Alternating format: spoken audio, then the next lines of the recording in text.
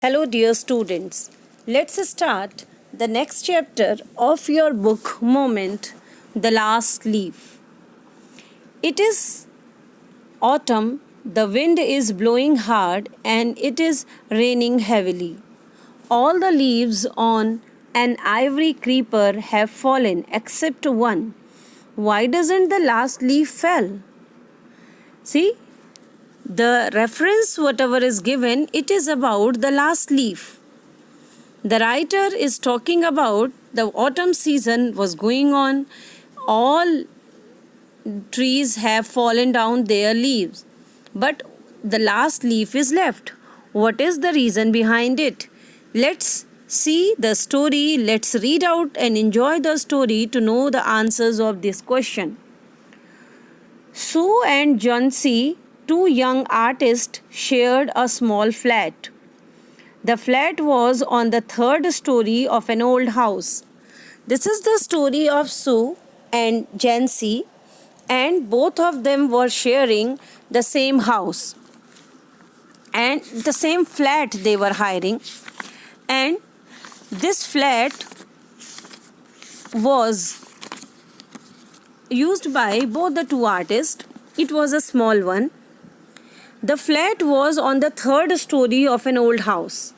This flat was on the third story of the old house. Johnsy fell very seriously ill in November. She had pneumonia. She would lie in her bed without moving, just gazing out of the window. Johnsy was suffering with a specific disease called pneumonia, and she was not feeling like moving. She did not have that energy. She was merely gazing out from the window. So her friend became very worried. She sent for the doctor. Although he came every day, there was no change in Johnsy's condition. Now she became very worried. She called the doctor. The doctor came as well. He examined, but there was no improvement in Johnsey's condition. One day the doctor took Sue aside and asked her, "Is anything worrying Johnsy?" "No," replied Sue. "But why do you ask?"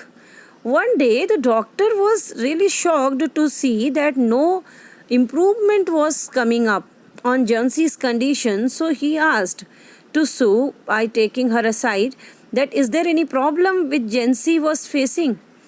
So she said no. The doctor said, "Johnsy, it seems, has made up her mind that she is not going to get well. If she doesn't want to live, medicines will not help her." The doctor said it seems Johnsy did not want to improve.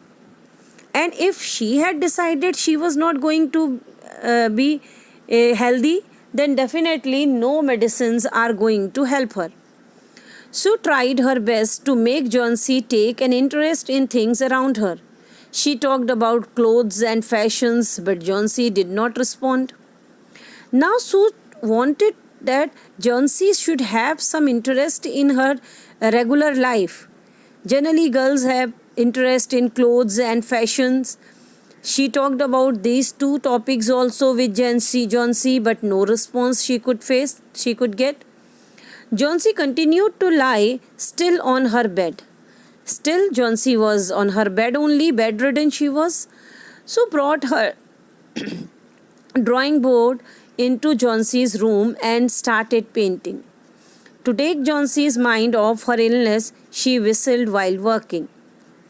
Now, she wanted to take the attention of Johnsy and divert the attention of Johnsy from her disease. That is why she brought one painting brush, drawing board in her room, and while she was painting, she had started painting, and while she was painting, she was just whistling also, just to make the environment healthy and energetic. Suddenly, Sue heard Johnsy whisper something.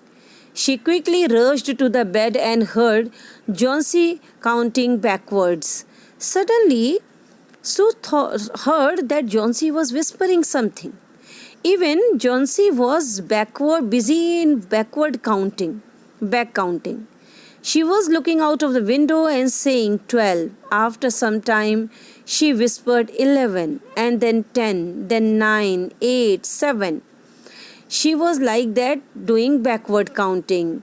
She was looking outside the window and saying 12, 11, 10, 9, and finally she came at 7. So anxiously, meaning worriedly, looked out of the window. Now Sue could not understand how she could help her friend. She started looking out from the window. She saw an old ivory creeper climbing halfway up the brick wall opposite their window. In the strong wind outside, the creeper was shedding its leaves. And when Sue saw outside the window, she noticed there was a creeper. And because heavy winds were blowing, so the creeper's leaves were descending down. This thing Sue noticed. I hope you all have followed what I have completed today. Thank you, dear ones.